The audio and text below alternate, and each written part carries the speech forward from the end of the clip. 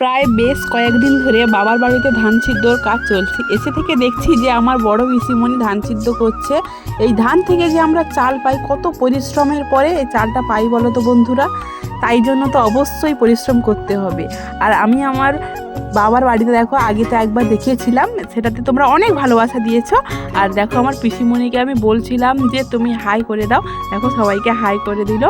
আর তারপর আমি পিসি থেকে কাটিয়ে এসে থেকে দেখছি যে আমার দিদি ভাই এসছে আজকের আমার বাবার বাড়িতে। এটা হচ্ছে আমার মেজো দিদি।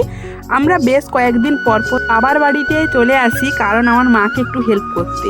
তারপর দেখছি যে আমার ভাই হাল খাতার কার্ড লিখছে, যেহেতু আর মাত্র কয়েকদিন পর বাবার দোকানে হাল খাতা হবে, তাই ও কার্ডগুলো লেখা কমপ্লিট করছে।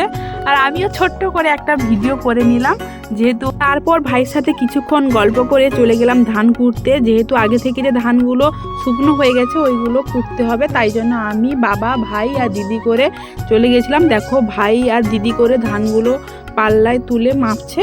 আর কিছুক্ষণ পরেই ধান কোটা হবে, কারণ অন্য আর একজনের বাড়ির ধান কোটা হচ্ছিল, তারপরেই আমার বাবার বাড়ির ধানটা কোটা হবে। দেখো আমার বাবাকে আজকের ক্যামেরায় দেখিয়ে দিলাম, এটা হচ্ছে আমার বাবা। আর হ্যাঁ, ধানের গাছ রোপণের পর থেকে এই চাল পাওয়া পর্যন্ত মানুষকে কতটা কষ্ট করতে হয় বলো তো বন্ধুরা।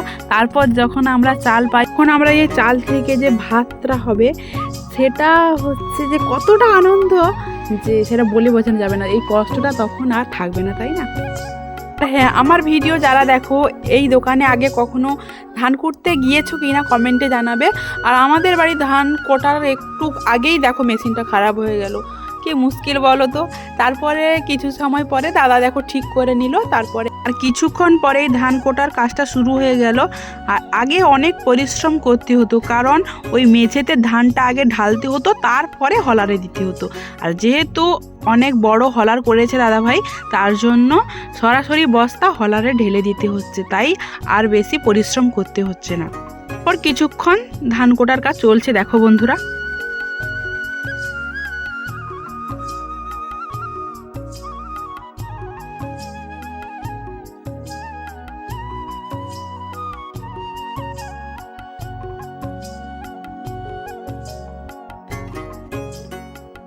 আর হ্যাঁ, এখন তো চাল পাছানোর কোনো ব্যাপারই নেই, যেহেতু চাল আর তুষগুলো আলাদা করে দেয়।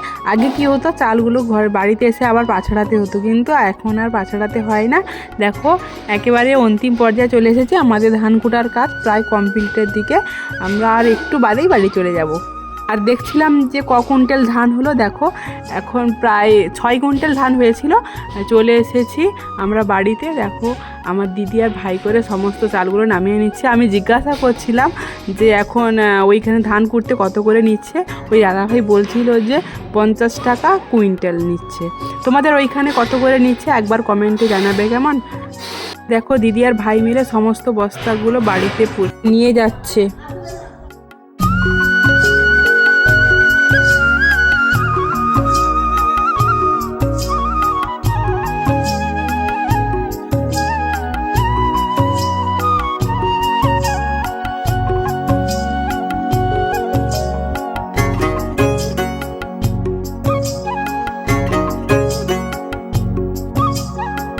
দাদাভাই সমস্ত চালগুলো নামিয়ে নেওয়ার পর এবার বাড়ির দিকে রওনা দিল। দেখো আমার বাবার বাড়ির বাইরের প্লেসটা তোমাদের দেখিয়ে দিলাম। আর আমার বাবার বাড়িতে কারা কারা গিয়েছো আমার ভিডিও যারা দেখো একবার কমেন্টে জানাও। ছেলে মেয়ে জন্ম দিয়েছি, এত বড় করেছি, ছেলে মেয়ের বাবা মাকে তো ভালোবাসতে হবে। একদম ঠিক বলেছো। আমি তোমাদের বাড়িতে প্রতিদিন আসি, তাই জন্য সবাই বলে যে বাবার বাড়ি কেন যাই। আমার মাকে আমি প্রচুর ভালোবাসি, তাই জন্য আসি। অনেকে ইচ্ছাকৃত বা কৌতূহলবশত যে প্রশ্নটা আমাকে করে যে আমার বাবার বাড়িতে বিয়ের পরে এত যাই কেন, আমার মাকে আমি খুব ভালোবাসি। মায়ের এই হাসিটা খুব মিস করি। মা যদি একদিন না ফোন করে আমার খুব কষ্ট হয়। তোমরাও সবাই মাকে ভালোবাসবে কেমন। তারপর কিছুক্ষণ পরে আমি বাড়ি যাওয়ার জন্য রেডি হয়ে গেলাম। ভিডিওটা কেমন লাগলো জানিও বন্ধুরা।